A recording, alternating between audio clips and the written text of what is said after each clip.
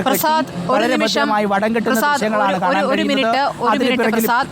ഈ അപകടത്തിന്റെ ദൃശ്യങ്ങളാണ് ഇപ്പോൾ പ്രേക്ഷകർ കണ്ടുകൊണ്ടിരിക്കുന്നത്. മുതലപ്പുഴയിൽ പുലർച്ചെയുണ്ടായ അപകടം.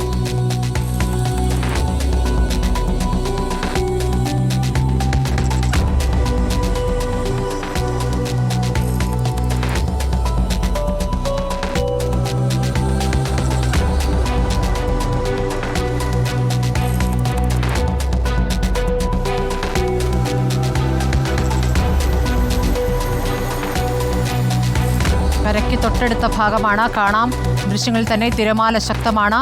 ഇവിടെ തീരെ ആഴമില്ലാതെ മണൽ അടിഞ്ഞുകൂടി കിടക്കുന്നതുകൊണ്ടാണ് ഈ അപകടം സംഭവിക്കുന്നത്.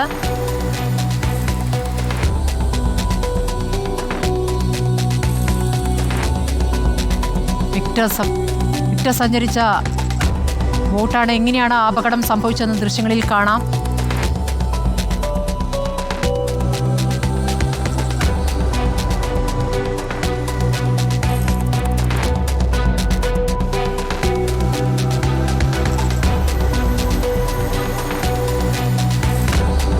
ജീവിക്കാൻ വേണ്ടി ജീവൻ പണയപ്പെടുത്തേണ്ടി വരുന്ന സാഹചര്യമാണ് ഇവിടുത്തെ ഓരോ മത്സ്യത്തൊഴിലാളികൾക്കും ഉള്ളത്.